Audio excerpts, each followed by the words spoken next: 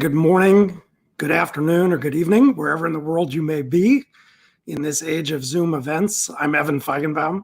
I'm Vice President for Studies at the Carnegie Endowment, and it is a privilege to welcome you to this fantastic event on the future of the dollar and U.S. foreign policy, anchored by a discussion of an important new book by Jeffrey Garten, 3 Days at Camp David, How a Secret Meeting in 1971 Transformed the Global Economy. Now, Carnegie, we of course are a global institution with 6 centers around the world, from Brussels to Beirut to Beijing, not just Washington. And there are a few things more global than the US dollar, which has served as a reserve currency, a medium of exchange, and not just for Americans, and of course an anchor of safety. But of course that means that decisions about the dollar affect everything from macroeconomic policies and exchange rates to the dynamics of globalization. And both in 1971 and today, the choices that have been made and could yet be made are incredibly consequential. And so it's my privilege to introduce our 2 panelists and our moderator. Jeffrey Garten, who's the author of the book that we're going to discuss today, is Dean Emeritus of the Yale School of Management. He's former Undersecretary of Commerce for International Trade and former Managing Director of the Blackstone Group. And I should add, he's also a prolific author, a trenchant critic, and a sharp-eyed observer, not just of the global economy, but of the complex ways in which politics and economics intersect in the international system. Gillian Tett is chair of the editorial board and editor-at-large US of the Financial Times. In 2019, she co-founded FT Moral Money, a twice-weekly newsletter that tracks the environmental, social, and governance revolution in business and finance. Her most recent book, Anthrovision, looks at understanding markets, organizations, and business through an anthropological lens, and was published in June 2021. And our moderator, Fareed Zakaria, is well known to you all. He hosts Fareed Zakaria GPS for CNN Worldwide and is a columnist for the Washington Post and a best-selling author himself. So welcome, everybody. It's a privilege to welcome you to Carnegie. And with that, let me turn the floor over to Fareed. Thank you so much, Evan. This is an exciting session. I am delighted to have the chance to chair it. We have 2 extraordinary panelists, both of whom are brilliant, but have interesting, different perspectives. I shouldn't say diverging perspectives. But let me just set the scene about this meeting that Jeff Garten writes about, which is the most important meeting nobody has ever heard about. Well, not nobody, but most people don't recognize how consequential it is. Partly this is because we always take the world we live in for granted. We assume it's always been this way.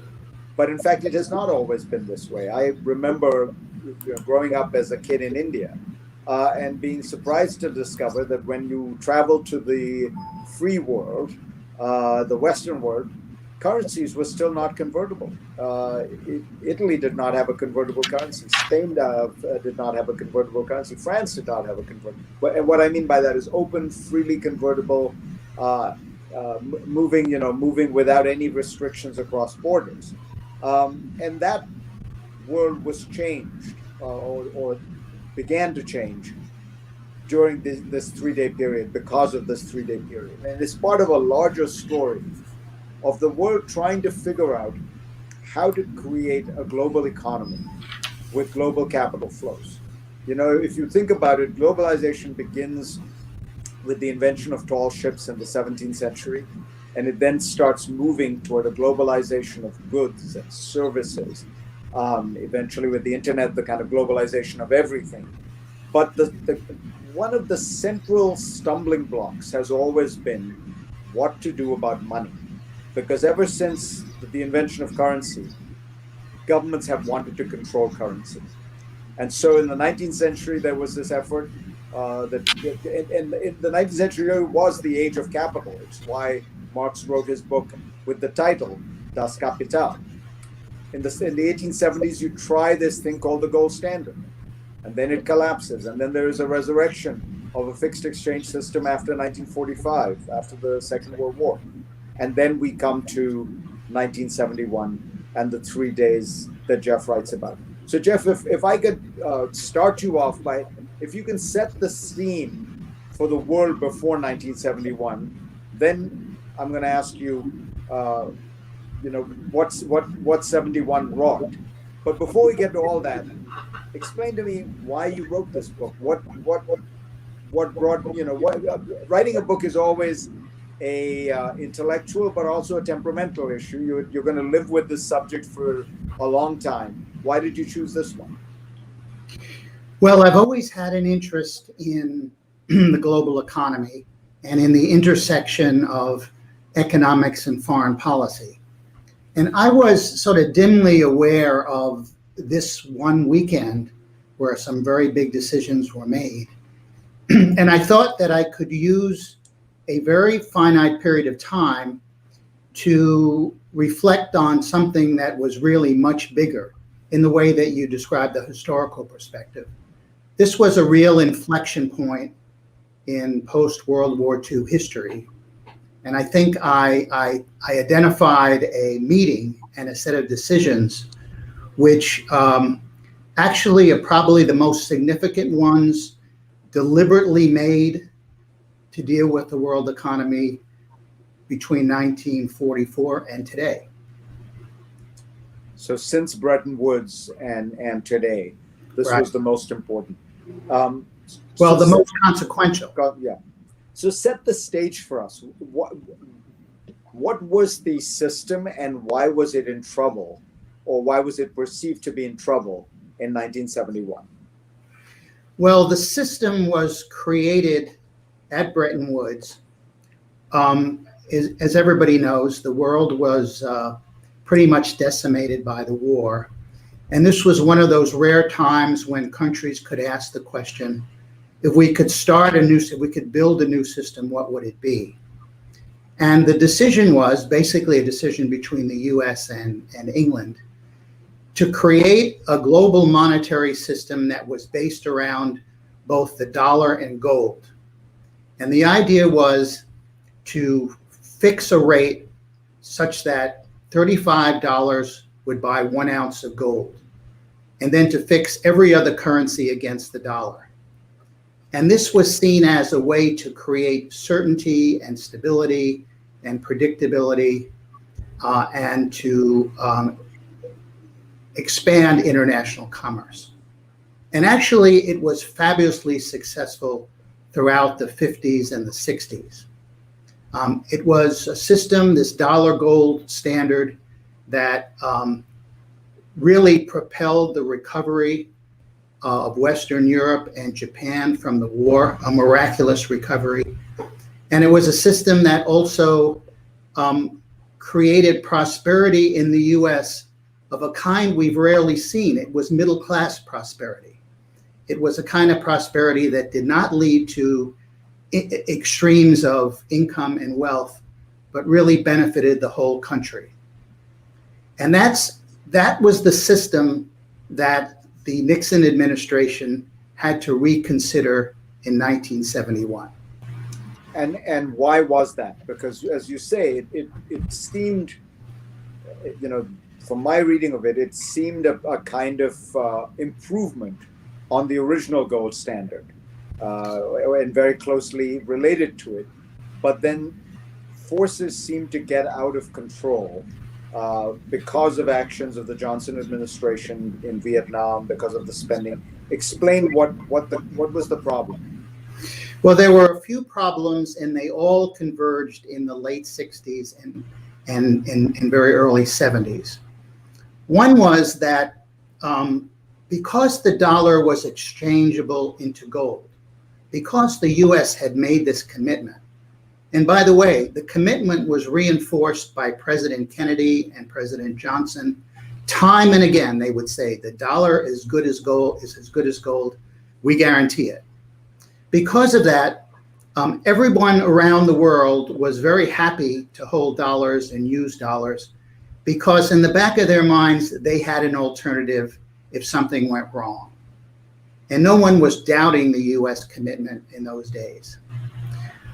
But because that everyone wanted to use the dollar, the the amount of dollars that was created in order to fuel the rapid expansion of global trade and investment grew exponentially, and it grew much faster than the gold that the US actually had. So in 1955, the US had over 150% of the gold it needed to redeem any dollars that were, brought to Washington. But by 1971, they only had 25%. So in a way, the emperor had no clothes. But nobody really wanted to cash in dollars until inflation in the U.S. started to rise, as you said, Fareed, because of the Vietnam War, because we were spending an enormous amount, and the Johnson administration did not want to levy taxes.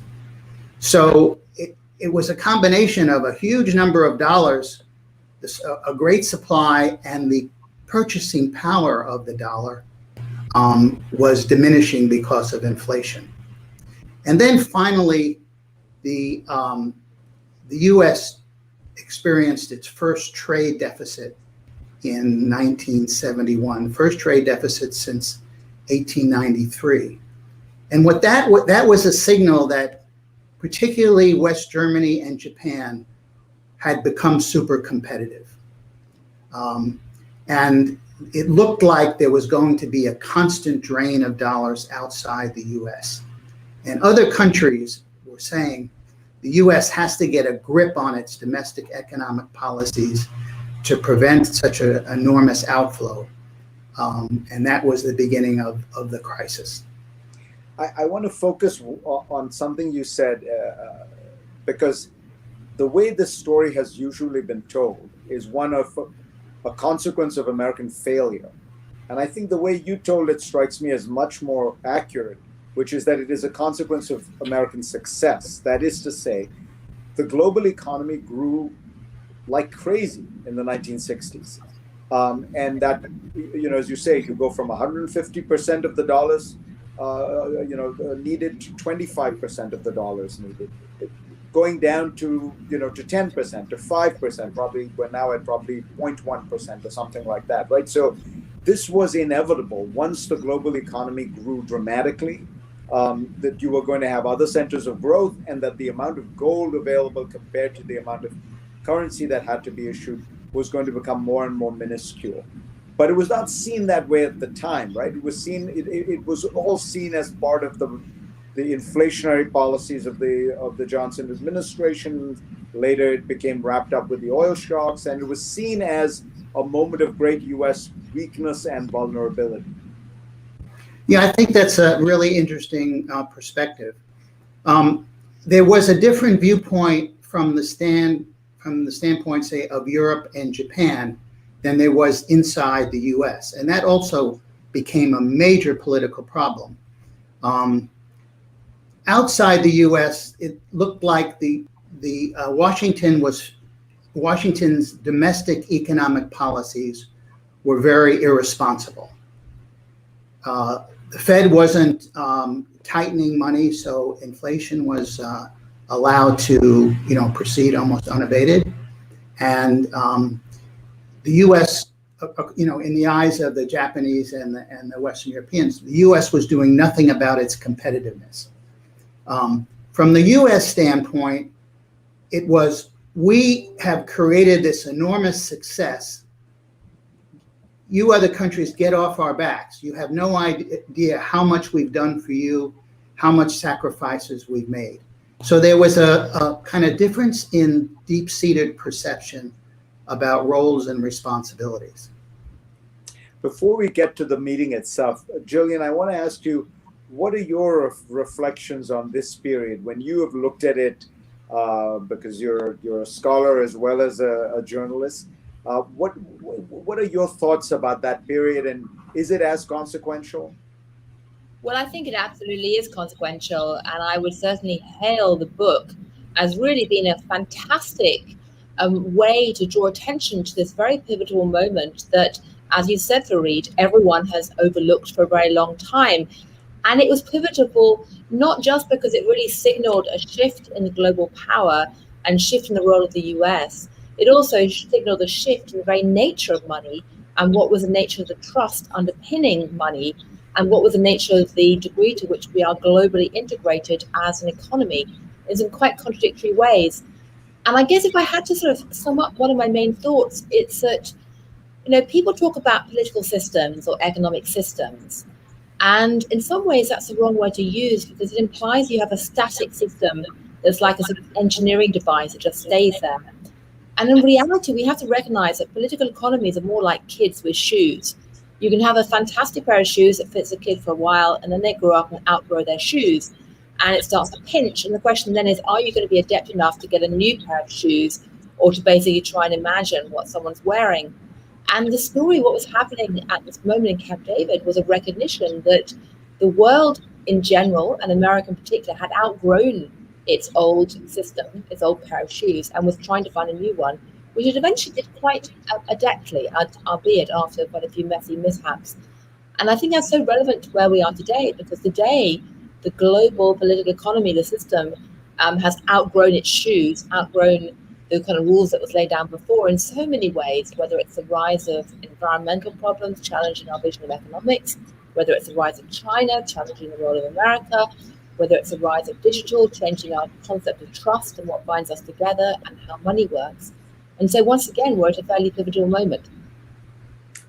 That's terrific. I just wanted to ask you to expand on one thing you said, because it sort of reminds me of your latest book on how anthropology sheds insight on economics, which is what was the old belief system and what did it become? Because you're so right. I mean, money, the whole thing is basically a belief system. Why do we think these pieces of paper are valuable, right? How did we think about it before 71 and how did we come to think of it after? Well, anthropologists have long argued that money has to be regarded as a cultural phenomena, not just a set of equations. I'm an anthropologist, and so I laid this out a lot recently in my own book. And economists was tempted in the latter part of the 20th century to very much look at money as almost a branch of Newtonian physics, where things were so consistent and all the different variables kind of separate from each other. You could plot it using the laws of Newtonian physics. But as Richard Feynman once said, you couldn't do physics if the atoms spoke to each other. And in reality, money, finance, credit, all of these things are fundamentally rooted not just in how humans interact with each other, but how they trust. In fact, the word credit comes from the Latin word meaning he, she, it trusts. And historically, there have been two main ways that systems created trust in money. You either had trust in the crowd, which tends to be essentially everyone trusted either in each other's social relationships or in a commodity, or you had trust in institutions. It was either horizontal or vertical. In the gold standard period, essentially you had trust that gold was a finite commodity that wouldn't run out, and that the peer group, the system, would essentially end up ensuring that it would always be supplied and available for everyone to actually use. What you essentially had after 1971, once you began to break down the gold standard link and you had currencies floating freely, was trust very strongly rooted in vertical relationships. You were trusting in the central bank and the government to maintain the value of a currency. What we're seeing today, though, is rise of a new type of trust driving cryptocurrencies, which is trust in digital equations and technology, and in the wider crowd, once again, to provide some kind of monitoring for those digital equations. So trust matters, and it changed over time. And that's why Jeffrey's book is so important, because it shows how underpinning this meeting was a change from one system of trust to another for money. I think that's terrific, and you really described this wonderfully, these three systems of trust, as it were. The pre-71 system, which is essentially a kind of analog system of trusting in physical product, gold. The next one, which becomes essentially trusting in the faith of governments. And now, as you say, this belief that technology is actually the ultimate source of stability and trust. So Jeff, take us into the room where it happened. Why was this meeting called? Who decided it was important, and how did it come together? Well, let me just say, before I get to the actual details, I think Gillian has really captured a very important aspect of the book, which frankly, I didn't understand from a theoretical standpoint. Because what I tried to do was just describe what happened in that room and who these people were and what ideas they brought. And my guess is none of them would have been able to articulate what Gillian did. They were operating on the basis of their own practical experience. And what was interesting is that Nixon had assembled a group of people who were quite different in their perspectives.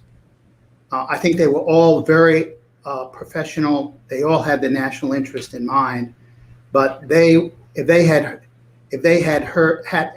had the advantage of hearing Gillian, they would have had much more perspective on, in fact, what they were doing. But to get to the room, I think that the major motivating factor was that the old system could not endure. And that at the heart of that old system was the United States kind of being the atlas to the world. And so the decision on the dollar was really part of a decision about a major adjustment of America's role since the Second World War. As somebody said in the meeting, the old Marshall Plan mentality had to go out the window. And now with Germany and Japan, other countries in Europe recovering, the US needed to rebalance where the responsibility was. And the US really needed to look more inward to deal with its domestic problems. And so the dollar was in the middle of all of this because we needed a weaker dollar. The dollar was just, the value of the dollar derived from currency relationships right after the war, and all of that had changed. So why did we need a weaker dollar? We needed a weaker dollar because we could not compete. First of all, we couldn't pursue the policies that would support a strong dollar. In other words, we didn't want to raise interest rates to strengthen the dollar because that would have caused the economy to slow down. And we were starting to experience major trade deficits, and the only way to deal with that was to realign the dollar and the other currencies. So the one thing that was key to all of that was the dollar-gold relationship. So in that meeting, there was a decision basically to sever the dollar from gold. And given everything that had happened in the past 20 years, this was a monumental decision. And it was made with no consultation with any other countries. It was a unilateral decision, which was debated during the 3 days of the weekend. And on Sunday night in primetime TV, Nixon went on television and said to the world, the dollar is no longer linked to gold. And you can imagine, well, it's hard to imagine, I guess, what a dramatic decision that was, and how other countries, how shocked they were. And they were not only shocked about the economics of it and fear that the global economy was going to implode, because that's all they knew was this dollar-gold relationship. And we were entering an unknown arena. But before you get to that, who was in the room? Who were the key players? Don't tell us everybody. Who were the absolutely pivotal players? Well, I'd say there was Nixon was really the person. He was the maestro, but the person who was driving the bus was John Connally, who had been a governor of Texas for 3 terms. He was the only Democrat in the Nixon cabinet. He's Secretary of Treasury. And he was a Secretary of the Treasury. And he was an ultranationalist. His motto, in so many words, was, let's screw the foreigners before they screw us. he would have been very much at home in the Trump administration. Counterbalancing him was a young guy who no one had ever heard of named Paul Volcker. And Volcker was his undersecretary who basically knew how the global economy operated, cared about the international rules, and was very, very worried about what would happen after this decision, and was kind of dedicated to putting the pieces back together. Was he opposed to the decision? He wasn't opposed because he realized that the old system simply couldn't survive. And I'd say a third really important person was Arthur Burns, who was head of the Federal Reserve. And Burns was more aligned with Volcker. But he also realized something had to be done. Let me mention a fourth, George Shultz, who no one had ever heard of, and who obviously became eventually Secretary of Treasury and Secretary of State, one of the great statesmen of the 20th century. But at this time, he had just come from being the dean of the University of Chicago Business School, and he was the head of the Office of Management and Budget. And he basically alone wanted to have freely floating exchange rates. He wanted to move to where Gillian was and basically saying, we got to have a different basis of trust. But backing the currency with any kind of metal was really archaic. And so these different views, the ultranationalists, the internationalists as embodied by Volcker and to some extent Burns, and the free floater, George Shultz, all of this was in the mix in that meeting. Julian, with you, I was going to quickly say, it's worth having a look at the front of the book again. Let me try and show this to you, because you can see the group assembled here. And it's actually on the front cover of the book. And when I looked at that group, one of my first thoughts was, wow, if you had that on the front page of any newspaper today, there'd be an uproar about that, basically a bunch of middle-aged white men in suits taking such an extraordinarily consequential decision with no consultation that's going to shape the world. The world has changed since then in terms of what we deem as acceptable and not acceptable. My second thought was that particular group of people who were assembled in that room went on to such an astonishingly interesting, diverse set of roles in the subsequent few decades, which have shaped the way that, so much of American political economy has developed. It's quite remarkable. I mean, if you were writing a novel about this group that's described in the room, you'd think you're making it up because it couldn't be that dense and cohesive as a sort of network. It's a made-for-television or made-for-documentary type of picture, that picture on the front page. So that was my one quick thought about it. That is so true. And Gillian, you were just in Venice, where another assemblage of top economic policymakers had gathered, right, the G20. And of course, very different. Christie, the head of the IMF, the head of the European Central Bank. Well, you know what? What was fascinating? Yeah, Fareed, the reason I noticed the picture was because I was at the G20 meetings. I was moderating the discussions on climate. And when I started as a journalist 25 years ago, I used to deliberately wear black shift dresses to all these meetings so that I blended in with a grey jacket. And as I looked at the group sitting in the room this time, and there were only probably about 30 people in total in the room, there was splashes of colour all over the place, because about a quarter of the people sitting in that room were women, maybe a third, and wearing, people like Christine Lagarde and others who are very well known to many people, wearing brightly coloured jackets. And at lunchtime, a group of us actually sat down together and agreed. Now, I was the idiot who was still wearing a dark colour, but all the other women, we had a good conversation. It was amazing. There were central bank governors, there were finance ministers and stuff. We all agreed that we're done with wearing black. We're going to turn up to these international meetings now wearing bright colours and not looking like this. Yeah. That's right. It was a black and white photograph, but it could have been color and it would have been basically the same. There was orange and pink and blue and all these colors, green, in that room. That shows how the world's changed. Yeah. Jeff, you ended your comments with Shultz. And what I want to ask is, didn't George Shultz basically win, even though he was actually not a very, very consequential person? Isn't the system that we ended up with after that meeting, it didn't happen immediately, but we basically ended up with a free float, right? Yes. What happened was, at that meeting, the decision was made to delink the dollar from gold. And the expectation was that over the next 4 months, or what turned out to be 4 months, a new system would be created, but it wasn't all that new. It just would not have gold, and the currencies would be fixed to one another, except that the dollar would be devalued and the German mark and the Japanese yen would be revalued.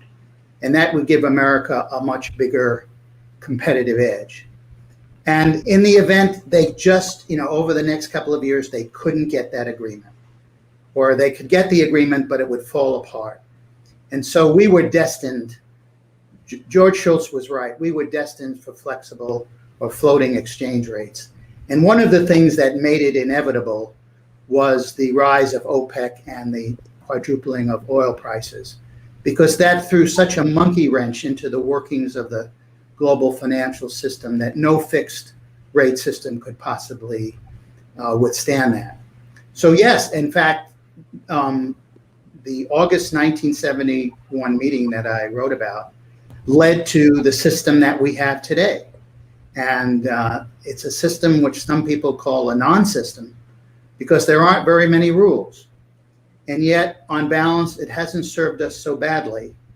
And no one has been able to figure out a better system in any event. Tell us about that pivotal moment when Nixon decides he's going to tell the world that the dollar is no longer linked to gold. Was there a fear? I mean, I'm trying to imagine that today, imagine the way that this would be discussed in the White House, it would be received on news networks. Was there a fear that this was kind of announcing, American decline? It was announcing the collapse of a kind of stable system. Were there fears that this would lead to some runaway crisis? Well, I think there were some fears, but the fears in the U.S. were not as great as you would have thought. And this illustrates the moment in 1971. We were still at the apex of American power. And it was still possible to think that we could make a unilateral decision and eventually get our way. And part of my story really is the role that Henry Kissinger played, because although he wasn't at Camp David, the friction that took place right after Nixon's decision forced Nixon to say to Kissinger, you have to get involved. We can't withstand too many strains in the alliance, because I want to open up China. I want to have arms control agreements with the Soviets, and I need the allies behind me. So you, Henry, have got to help us with the negotiations here. So there was an acute sense, one, that we had power, but two, that we had to link foreign policy and economic policy in a very integral way. There were, had Connolly been allowed to do this on his own, the outcome might have been much different. But Kissinger really played a very, very key role and actually brought in heads of state from other major countries, got Nixon together with them, and they agreed that a readjustment was necessary. But the key thing was this, and this really differentiates this era from the Trump era. With the exception of Connolly, everybody wanted to preserve an open global economy. They just wanted an adjustment in the middle of it because, as Gillian said so beautifully, the shoe didn't fit anymore. But it wasn't a question of demolishing the system. And so, the debate, did this end Bretton Woods? Well, maybe not. It didn't end the spirit of it. It just ended one of the arrangements that was concluded in 1944. So one of the reasons I think this was I ultimately conclude on balance this was a good decision, was that the bigger picture, the bigger strategy was never lost sight of. And following the Camp David meetings, actually international cooperation took a gigantic leap forward. Trade mushroomed. Institutions like the heads of state summits were created. Global conferences on population, energy, food. It was really a new burst of international activity, in large part because the Nixon administration had no desire at all to do anything but to preserve the international economy as it was evolving. So it was a very nationalistic thing to do, the way this decision was made, but it was very quickly put in a bigger context.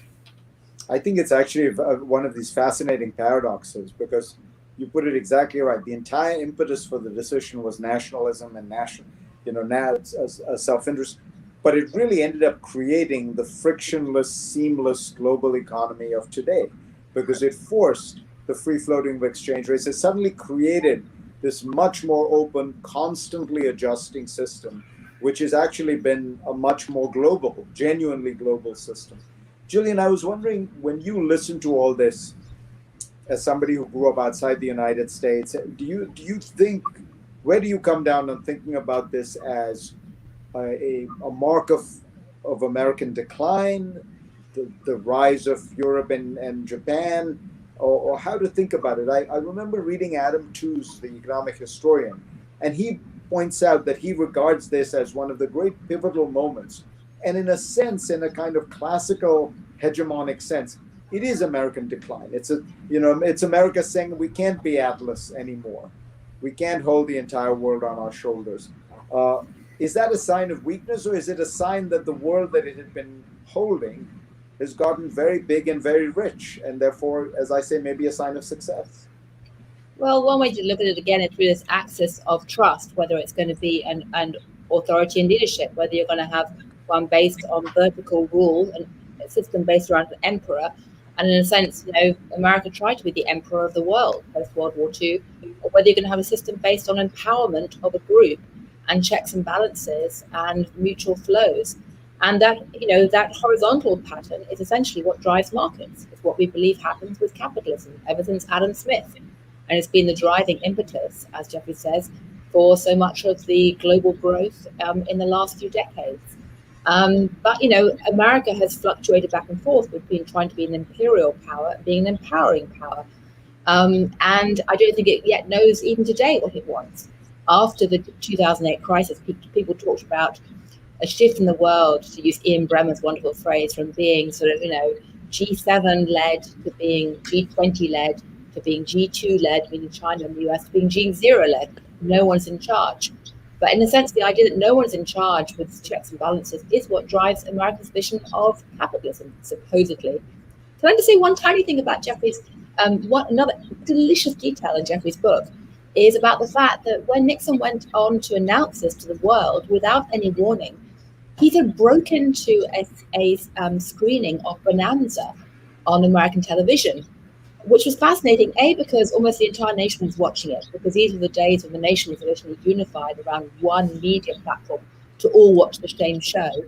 Secondly, the fact they did this without thinking about the messaging and the PR consequences was remarkable. It's a bit like breaking into a screening of the NFL or Love Island to suddenly tell everyone that actually Powell's resigning, and in fact going forward there'll be no inflation targeting for central banks, very casually. Today, given how closely and carefully people try and control the message, you wouldn't have that.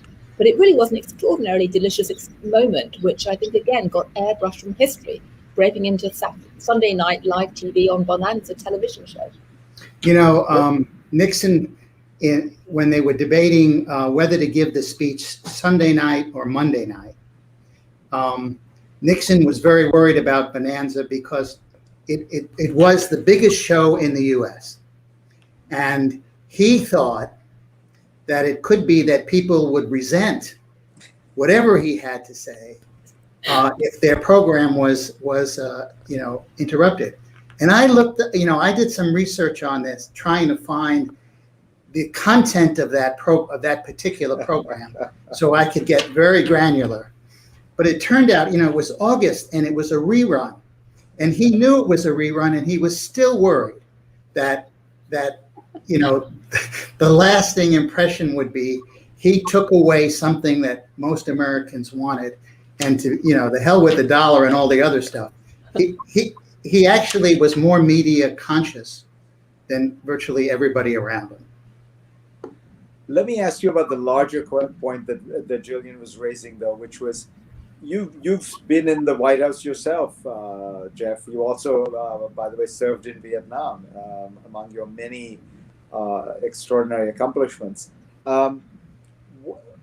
It is striking. The Nixon White House has always struck me as totally bizarre, because Nixon was, you know, this clearly deeply troubled, psychologically deeply troubled person, prone to all kinds of strange impulses, much of which got aired in Watergate and then the tapes.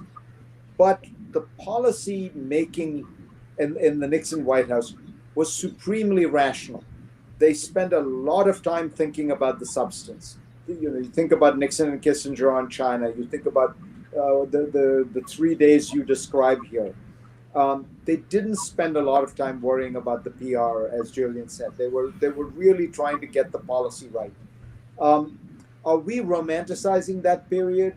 What strikes you? Why was it possible for them to approach this in as substantive a way as they were?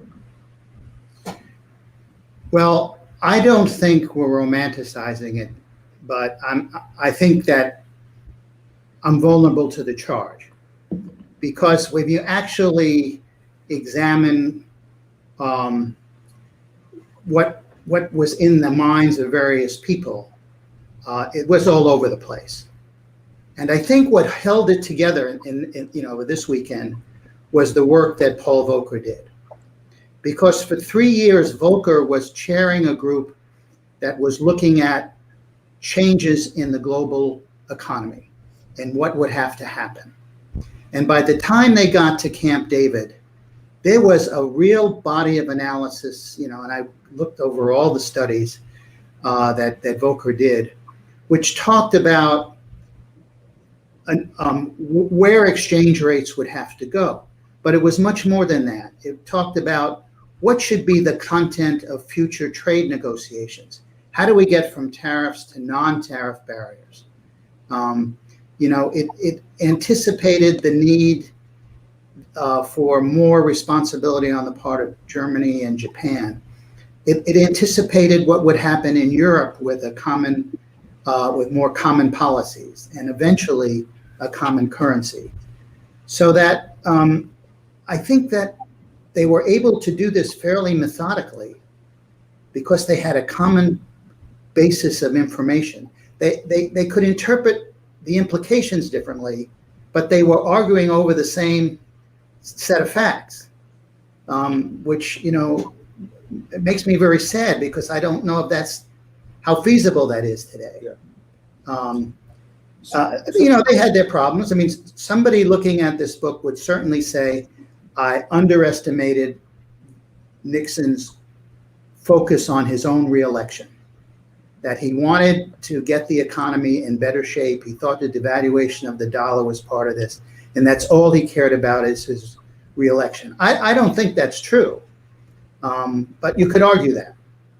You know, you could argue that the administration's approach to inflation was really, really bad, because Arthur Burns actually didn't believe in fiscal and monetary policy, in the ability of fiscal and monetary policy to control inflation.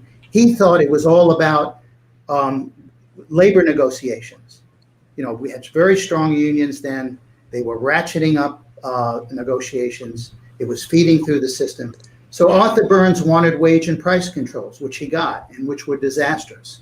So there's plenty and it's fair to say Nixon pressured Burns as the chairman of the Fed in a way that's unthinkable now to keep interest rates low. I don't know if it's unthinkable. I mean, what Trump did to Powell, you know, was equally bad, if not worse. It was still it was unthinkable, but it happened. And I think that Burns buckled, whereas Powell did not. Wouldn't you say? Or well, yes, but I'm saying the notion that a president, yeah, would really go to the mat it's not unthinkable. Gillian, describe how do you think, if somebody were to put it, would try to paint a scene about the crisis of this system, what would they point to? We have a question here from Shandas Banerjee, who says, gold today is $1,800 an ounce compared to $35 pre-1971. The US dollar is now worth 2 cents. Inflation has distorted asset values. Is that part of the crisis? Is part of the crisis the strange hyper-dominance of the dollar? I mean, for all that Mr. Banerjee says, the dollar is now used in 90% of global financial transactions, which I think is close to double the rate from 1971. So the weird thing is that as the United States has been shrinking as a percentage of global GDP, the dollar has been rising as a percentage of global transactions. Is that good? Is that bad? What's the instability in today's system? Well, I'd say there are only two key instabilities. One is around the fact that the dollar has essentially been expanding in its role in the global economy, as you say, even as power and wealth has moved away from America and gone east. And that's primarily because China has not yet created any viable alternative. So you have this incredible contradiction between financial power de facto embedded inside the dollar, which is giving America the right to keep printing dollars and keep printing debt without suffering any consequences yet. And at the same time, the actual economic power and in some ways the political power has gone elsewhere.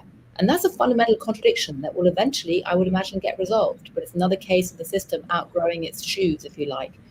The second issue is about the question of going back to this question of trust and faith in the currency. And there's a wonderful anthropologist called David Graeber who points out that if you look back at the last 5,000 years of debt in the global system, basically debt is underpinned by one or two things. You either have currencies which are based on finite assets, which cannot just be recreated at will. There's a capacity constraint, or you have it underpinned by things where there is no capacity constraint and they can just expand and expand and expand until one or two things happens. Either you create a safety valve and write off debts, as in, say, Leviticus or the Mesopotamian Empire, or you have an explosion and the system comes crumbling down. And the gold standard was basically a system based on capacity constraint. Fiat currencies today are based on a system without capacity constraint. Debt just keeps getting bigger and bigger and bigger and bigger. And the American debt, like other sovereign nations' debt, has exploded since 2008. And no one's talking about it, but it's clear it won't ever get repaid. No one knows whether there's going to be an explosion or whether safety valve mechanisms will be found. But that, to my mind, is one of the other huge contradictions hanging over the dollar today, which is also completely unresolved. So just to push you on explaining what you mean by that, which is so well put, you're right. Throughout human history, there basically, as far as I can tell, been two ways you dealt with debt. You either wrote it off or you had an implosion in which the whole system blew up in some way or the other. In fact, you referenced Leviticus. The system was called, the word Jubilee comes from the fact that every 50 years, there would be a kind of general amnesty. Everyone would take a haircut. And that was how you dealt with the problem of debt in the old days. What is there a possible way in which you have that kind of safety valve? Because I've been struggling to think about how do you get that, because that is probably the preferred alternative to an implosion. Well, you can have overt and covert safety valves, and the overt safety valves are basically debt jubilees, or in Mesopotamia, they used to literally wipe the slates clean. They were basically clay tablets on which you recorded people's debts, and you literally every 50 years physically, wipe them clean, and you had massive debt forgiveness. You could do that with third world debt forgiveness. You could have forgiven all the debts in, say, subprime mortgage crisis. You can actually deliberately forgive debts. Or you can actually have a de facto system where you have inflation eroding the value of debts, or you have something called financial oppression, which I won't go into now. So you can do it in covert ways, or you have implosions, and the system either buckles under the weight of hyperinflation and political explosions, or you have some form of, default. But either way, the latter option is very rarely pretty. Now, that wasn't really what, at the time of 1971, people were talking about. They couldn't imagine it. They'd had run up big debts in World War II, and they'd got out of that subsequently through repression, controlling the system, and through growth. But today, it's very much part of the picture. I mean, I'd love to know what Jeffrey thinks about that. Yeah, Jeffrey, what do you think are the vulnerabilities of today's system? Well, I think you've identified some of them. I would say that one big vulnerability is how are we going to deal with digital currencies and cryptocurrencies? In my view, we're at the very early stages of both. I mean, they're different, but we're at the very early. I think it's like 1994 in the internet, that we are entering this whole new era in which the nature of money is going to change. And I don't think that we are prepared for how fast it can creep up on us. And I look at the way that central banks are looking at digital currencies, or the way people are talking about Bitcoin and other cryptocurrencies. I just have a feeling we're not doing the right kind of long-term planning, or thinking about the various contingencies, and that's going to happen much, much faster. I think what about the use of the dollar? So, one of the extraordinary things that's been happening in international relations over the last 10 years is the US has acquired a new weapon in its arsenal, which is these secondary sanctions, right? And you saw this with the Iran deal. The Iranians got out, when the US pulled out of the deal, I know this for a fact, the Iranians thought, no, this is not going to be a big problem. We'll just do business with the Chinese and the Russians and the Europeans, all of whom still want to stay in the deal and are actually pissed off at the Americans for getting out of the deal. But it turned out that you really can't do international commerce without the blessing of the United States. So, I mean, in an odd way, we now have greater power, maybe than we had in 1971 before this meeting, because it turned out, you want to do a deal with South Korea and give them oil in return for heavy machinery, let's say. The deal has to be priced in dollars. The companies involved will not agree to do it any other way. And that means when you price something in dollars, it has to clear the New York Fed. And because those secondary sanctions are so tough, the US has this extraordinary weapon. Jeff, I want to hear both of your thoughts on that. Can this go on forever? And what would be the breaking mechanism? Well, I just say I'd love Gillian's view on this, but I think the very phenomenon that you're pointing to contains the seeds of a massive challenge to the dollar. I don't think the Chinese and I don't think the Europeans are going to. I don't think they're going to rest until they find a way around the U.S.-centered plumbing of the system, the plumbing system, because this is really. And I think we have brought this on ourselves with overuse of sanctions.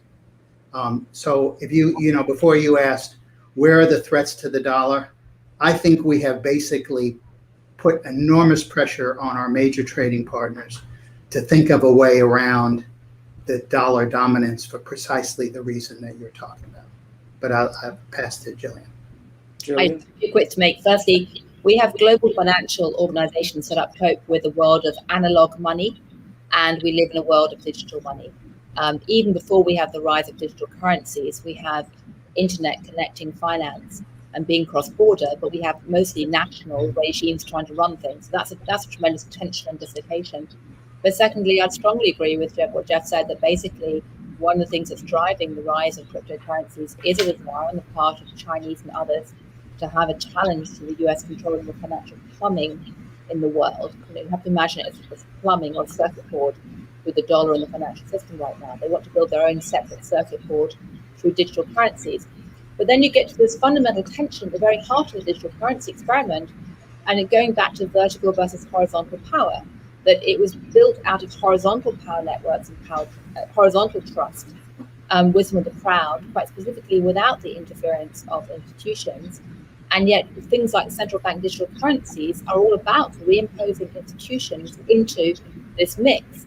And the Chinese, above all else, want to have centralized digital currencies. They don't want the crowd to rule this. Ironically, the place where the crowd is more likely to rule it probably is in America. So you have basically this extraordinary struggle, if not civil war, playing out right now in cyberspace, not just between nations around who's going to actually shape this new infrastructure, but also whether it's going to be based on the crowd or institutions, whether it's going to be the square or the tower, to use Neil Ferguson's wonderful metaphor taken from medieval Europe. So it seems to me that that is the fundamental difference between this age and 1971, Jeff, and I want you to close with some thoughts about that. I was thinking about this last Sunday when I did my show on the new space race, right? The old space race was between the United States and the Soviet Union, two great powers spending money out of their treasuries to go into space. The new space race is between two billionaires figuring out who can go up and who can monetize it best. I mean, in a way, the new system is one in which there are so many private actors that it's difficult to imagine a 1971 meeting that would be as consequential. Or am I wrong? And at the end of the day, never underestimate the power of governments, never bet against a central bank. Where would you come up? Well, we all know that history never repeats itself exactly. But to me, the analogy between 1971 and today is this, that in 1971, we were at a real inflection point in the global economy. And the US recognized it. And it did its homework. And it made some decisions. And it followed up those decisions with a very skillful blending of economic and foreign policies. I think for all the reasons we've been talking about, and Gillian has articulated so well, and you have too, we're close to another inflection point. And the analogy is, do we recognize it? Have we done it can't be done in 3 days this time, but have we thought about what the mechanism would be to make an adjustment? The real problem was that in 71, we actually, even though the Congress was Democratic and the administration was Republican, there was quite a bit of consensus over America's role in the world and our national interest. We don't have that consensus today. So I think we're in a strange way, much worse shape to deal with an inflection point than we were then. And to me, one of the interesting things about looking at 1971 is to really ask the question, what worked? And is there any way to duplicate that in a much more modern way? All right, I will close with an observation Gillian made to us before we got on air, which is the one lesson you can draw from this book is you would not be able to do this 3-day session that changed the world on Zoom. So we all have to look forward to being able to do sessions like these in person as well, which would be a distinct pleasure with two old friends. I learned a huge amount from this session, and I'm sure everyone else listening did. Thank you, Jeff Garten. Thank you, Gillian Tett. And let me hand it over back to the powers that be. I don't know if that's Evan or someone else. Or maybe I just say thank you. Well, let me offer my thanks as well. And thank you, Fareed, and thank you, Jeff, for writing such an amazing book that's so thought-provoking for this moment in time.